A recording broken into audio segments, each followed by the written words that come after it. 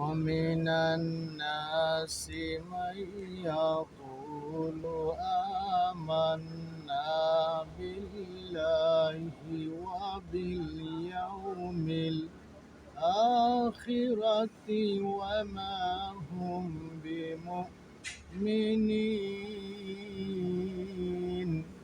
আল্লাহ পাক কালামুল্লাহ শরীফে ঘোষণা করেছেন, হে মানুষেরা, তোমরা জেনে রাখো, অনেক মানুষ আমি আল্লাহর প্রতি ঈমান এনেছি বলেছে এবং আমার আখিরাতের প্রতিও তারা ঈমান এনেছে বলেছে, কিন্তু তারা মুমিন নয়। কারণ আমি আল্লাহর প্রতি ঈমান আনলে মুমিন হওয়া যায় না, আখিরাতের প্রতি ঈমান আনলেও মুমিন হওয়া যায় না। মুমিন হইতে 5টা সংজ্ঞা লাগে।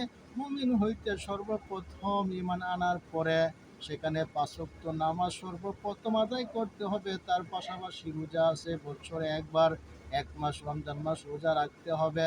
তারপর আছে যাদের টাকা আছে তারা যাকাত দিতে হবে, যাদের টাকা আছে তারা হজ করতে হবে। এগুলো পালন করার পরেও আরও অনেক কাজ আছে, সেই কাজগুলো মুমিনের দায়িত্ব। সর্বপ্রথম তারা হাদিসে আছে, কোরআনে আছে, দান করতে হবে, পাড়া প্রতিবেশীকে ভালোবাসতে হবে এবং সত্য কথা বলতে হবে। মিথ্যা কথা বলা যাবে না, হারাম খাওয়া যাবে না, সুদ খাওয়া যাবে না। তারপরে হালাল খাইতে হবে।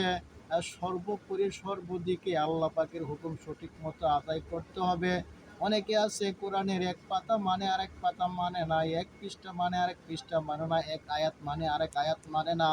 এই সকল মানুষ মুমিন হইতে পারবে না। কারণ মুমিন হইতে গেলে আল্লাহ পাকের কালামুল্লাহ শরীফ সঠিকভাবে মানতে হবে। যেখানে নিষেধ করছে সেটা মানতে হবে, যেটা আদেশ করছে সেটা পালন করতে হবে। এগুলি সঠিকভাবে মানার নাম হইল ইমানদার বা মুমিন বান্দা।